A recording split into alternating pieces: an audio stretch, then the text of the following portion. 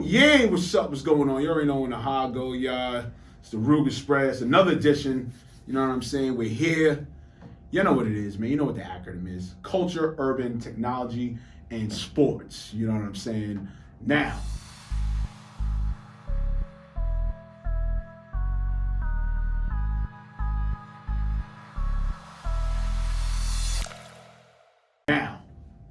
I ain't gonna front. Listen, this is a cross branding series. It's all good. You know what I'm saying? Also, too, I know this man personally for a long time. Chris recently found out this man's sister we had in season 1. You know what I'm saying? We had Sig the Trig here in season 1. Yes. You know, and how small this world is. Shout out to BG. You know, man, what can we say about this man? I mean, definitely for me, besides community, you know what I'm saying? Just for me alone, what I've seen him do in fashion, you know, we're talking about a very, very, very. Oh, I thought you were talking about BG. Are you talking about BG. We're talking about you. No, shout out to BG, what he does for community, but I'm doing the sound. I'm doing the alley-oop. I'm doing the alley-oop for you, sir. Before we get to the intro, it's all good. No. No, but nonetheless, you know what I'm saying? Just everything that I've seen of this man, what he's done is just like phenomenal. You know what I'm saying? And I say phenomenal in a sense because, and he can correct me if I'm wrong on this, when it comes to the fashion culture, you know what I'm saying, it is a very, when I mean very, rigid yet stern culture in a sense. Absolutely. You know what I'm saying? And especially when it comes to if a black creative or black designer or black figure comes into that realm, now it's like, oh shit. Yeah. Look what they're doing to Andre Leon Talley right now. Right, which is crazy. And I want you to touch on that. Mm-hmm. You know what I'm saying? This man right here to me, you know, let me tell you, I've seen it in front of him. You know what I'm saying? I've seen it. Front row seats, he's getting that, regardless. There's no ifs, ands, or buts about it. Whoever you want him to style, he's done it. He's styled. So we're gonna get to those stories as well. Nonetheless, I got Chris Collie, aka the Fashion Guy, NY, in the building, people. What is shaking, Chris? What is going on? Thank you for having me. Yes, listen. It had to be done. This is a long time in the making. Absolutely. As both of our careers have intertwined many times. Absolutely. We've both have been busy. We both have been doing what we do respectively in our fields and everything like that. Absolutely. But overall, with you, you know, as in the prelim earlier today, was talking with him, and this is how humble he is. He doesn't feel he's even done enough in this fashion. But for me, for what I've seen, you know what I'm saying, I've seen the impact. You know what I'm saying, because of whom you've talked to. You know what I'm saying. A lot of black designers thereof, it takes them probably like eons, if you want to say, in this culture. Absolutely. To get to talk to the figures that you get to talk to and produce and say, hey, this I need here. This model has to go there. This is what has to be done. Can I get this done, please? A lot of hard work. And sometimes some snap fingers. Some snap fingers, but we understand what it is. Yeah. But overall, you know what I'm saying, this is why I'm so happy to have you here, because, you know, you're being of the fashion culture, urban technology, and sports. This is what it is. Absolutely. You know what I'm saying?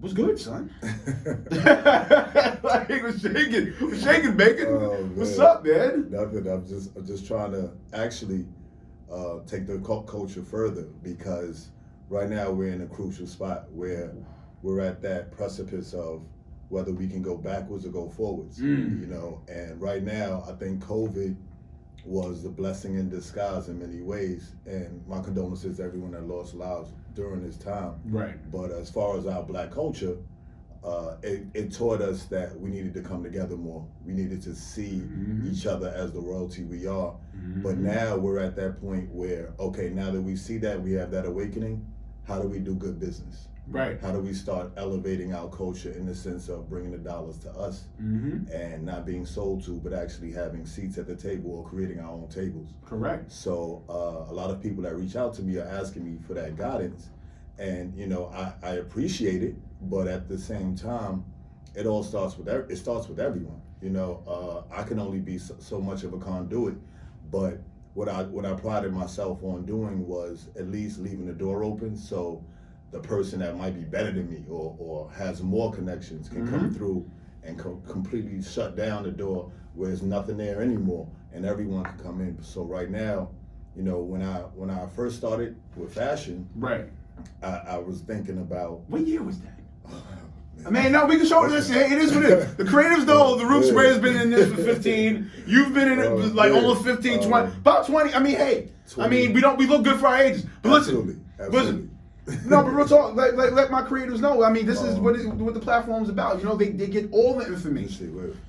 Okay, so 1993. Ooh. Was the first year. That was a crucial year. As far as for fashion. Yeah, as far as for fashion. What high school you went to? Xavier High School. Ooh. I played ball for Xavier. Okay. Okay. So 1993, because my dad was an executive at Bloomingdale's. Quick story about my father. Wait, which one? Huh? The one in 59th? Yeah. Woo! So he was the first African American major executive in Bloomingdale's in the 59th Street branch. So he was, long story short, my dad, you know, didn't have a college degree, got a job as a stock person in Bloomingdale's. Wow. And 5 years later, he was one of the VPs. Wow. So from that, and my dad was, street guy. So he always looked at it where he had a responsibility to make sure that he took care of the black people that were in Bloomingdale's, right? So one lady named Laura, I'll never forget her, God rest her soul, she was the manager of Tommy Hilfiger at that time, the section downstairs. Remember you come downstairs, yes. And the whole men's area. The Room Spray knows that as an avid art and design high schooler. Oh, wow, yeah. Right around the corner. Right around the corner. You know. So when I would go after practice and meet my dad, he would tell me, just go in the store, go to Laura, we'll look around the men's area, just till I get off and then we can go home together. So Laura was like, just tell me what you like. So I would show her the pieces I like. And then she said, all right, start putting the pieces that you like on the outskirts of the actual section. So I did that. She said, we're gonna do an experiment, let's see if they sell. So I did that and they sold. And when I came back, she was like, look at all the pieces you put out. And they were all gone. She was like, you have an eye for this. So now every time we get a new product, I want you to start helping me merchandise. That's called merchandising. Yeah. So that was my first term that I learned in fashion was merchandising. Right. Yeah. Mm-hmm. And then I told Dad, and Dad got mad with me. He was like, why are you touching the product? You shouldn't touch, do you understand there's cameras on you, you're black, they're looking at you like you're stealing, she's black. So he started bringing me into meetings with him. And then one time I was in a buyer's meeting, right? Didn't know I was in a buyer's meeting. Now, he was just telling me to be quiet. And it was a buyer's meeting for Ralph Lauren and Tommy Hilfiger. They were selecting what they wanted to buy for the upcoming season. And what they were selecting for the young men's, I was like, we don't wear that because I went to Xavier High School, so I'm around all these rich kids and I see the Tommy Hilfiger and all the stuff they're wearing. And I'm like, Dad, they're not wearing that. And he's like, I'm like, no, come in, let me show you. So I was pointing out different things, and the buyers, of course, were pissed. They were looking at him like, they were looking at my dad like if he wasn't your son. We would have thrown him out the window right now. Yeah, right. So he was like, all right, let's just do an experiment. He's like, you pick 5 items from Ralph and from Tommy. Let the buyers do what they do, and we'll just see. So I picked some items out, and then when they came in for the next season, they sold out on the first day. So my dad came to me and was like, listen, the buyers want to talk to you now because they think you have an inside track. I didn't have an inside track. You told what the kids' culture was, what it was. Who what was lit. Wearing everything. What was lit and what wasn't, what we wasn't rocking with. But then I started learning about wholesale orders. I started learning about the actual lineage of profit margins and what not overspending so there wasn't dead inventory. So once I started learning that, I said, oh, this is kind of dope, okay. So I went to college, forgot about it. It was like, all right, now I don't want to be Fred Collie's son anymore. Because it was always, oh, that's Fred Collie's son. I'm like, yeah, my name is Chris. Like, I have a name. Like, you can call me Chris. You know what I mean? They were like, oh, Fred Collie's son. I'm like, yo, it's longer to say that than just say Chris. Like, just say Chris. So when I went to college, I was just like, I just want to try to find my own way. And I'm not going to lie, I was rapping in college, you know, Okay. doing the rapping thing, and DJ Envy went to college with me. So, Oh, lit. Yo, so- my creatives. Oh, my God. Yo, my creatives. Not to interrupt the story. We're going to still stay on it. My creatives, if you don't understand this season 2 pattern, not only is pivoting been key, but it's been the transformation or the adventures of people the people I bring you meet on their adventures. Just like, all right, so if I'm not mistaken, episode 26, right? And Billy Dance, right? So Billy Dance MOP, shout out to MOP. You know what I'm saying? So Billy Dance talks about how when MOP went out to, I think it was San Diego, I forgot, Cali. They went to Cali for I think a promo run, I think. And legendary Ice Cube shouts them out.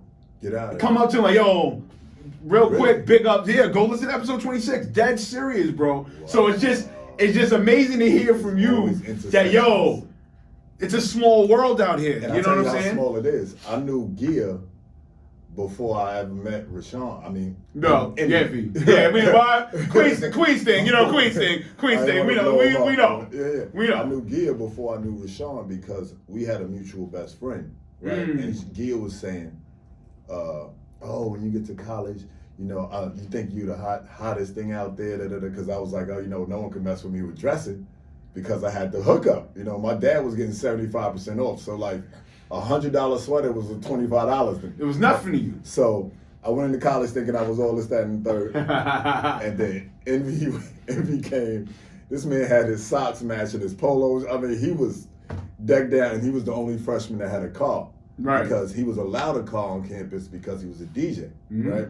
So I never forgot this, he had a green Jetta, and I met him, and my big brother was on the radio on 88.1 out there. So he was like, listen, I'm gonna put you on the radio. So I was rapping thinking, okay, this is gonna be the career. I'm good money. And then Envy started doing his mixtapes, and then him and Clue started going at it. If you remember back then. Yeah, because Queens product. Yeah, Clue was running the mixtape circuit. The first man to put mixtape on CD. That's facts. Absolutely. DJ Clue, number 5. That's how you know I know about this hip hop thing. Facts. And Hey, what's up? What's going on, man? It's yours truly, Reem'o Meerak, aka Chef Reem'o. Yeah, you hear it cuts. You know what the cuts stand for: culture, urban, technology, and sports. Now, for the latest features, content, interviews, and more, click that subscribe button. Come on, man!